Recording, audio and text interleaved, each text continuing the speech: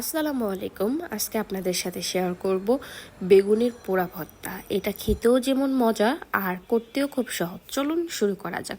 প্রথমে আমি 2টা বেগুন নিয়েছি। এটা যে কোনো বেগুন দিয়েই করা যাবে। বেগুনটার গায়ে হালকা করে আমি চিড়ে দিয়েছি ছুরি দিয়ে, হালকা করে, খুব বেশি না, যাতে ভিতরটাও পোড়াটা ভালোভাবে হয়। তো এটাকে আমি এখন সাথে দিয়ে দিব তেল। এটা ভালোভাবে রেগুলার তেল দিয়ে আমি ভালোভাবে মেখে নেব, যাতে এটা পুড়তে সুবিধা হয় এবং পুরোটা ভালোভাবে সিদ্ধ হয়। আর এটা আসলে যদি ধরেন আপনার মুখে রুচি নেই বা আপনি কিছু খেতে পারছেন না, মাস্ট এটা ট্রাই করে দেখবেন।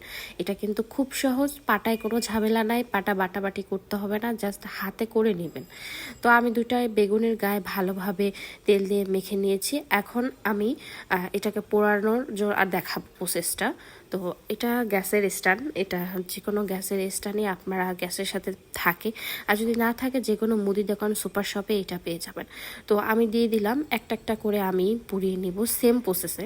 তো এটা আসলে আমি একদমই কমিয়ে নিব, কারণ যদি আমি জালটা বেশি বাড়িয়ে দিই, প্রথমে একটু বাড়িয়ে দিব যাতে গরম হয়ে যায় বেগুনটা, আর দুপাশ এপিট ওপিট করে ভালোভাবে ভেজে নিব আস্তে আস্তে জাল দিয়ে। কারণ যদি আমি বেশি জাল দিই তাহলে বেগুনটা পুড়ে যাবে, কিন্তু বেগুনের ভিতরটা ভালোভাবে সিদ্ধ হবে না।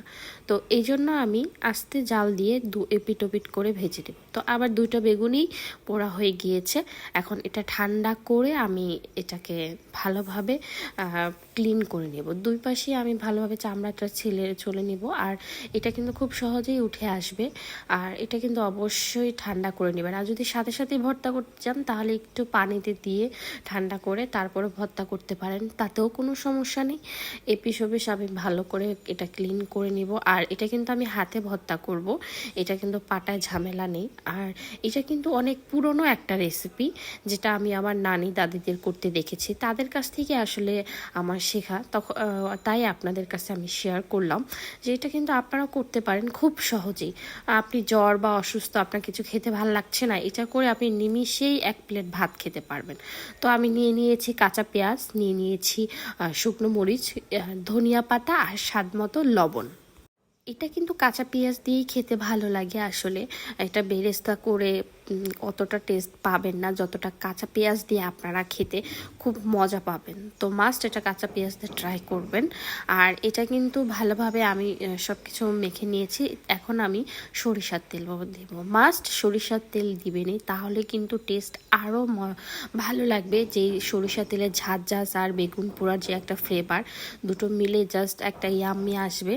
তো যাই হোক, আমি এখন পুরোটা ভালোভাবে হাতে মিক্সড করে নিব। তো ফাইনালি আমার বেগুনের রেসিপিটা, ভর্তাটা হয়ে গিয়েছে। এটা কিন্তু খুবই সহজ এবং খুব সহজভাবে অনেক মজাদার একটা ভর্তা আপনারা করে বাসায় করে খেতে পারেন। আর এটা কিন্তু আপনারা মেহমান বলেন বা যাকেই করে খাওয়ান না কেন, সবাই আপনারা অনেক প্রশংসা করবে।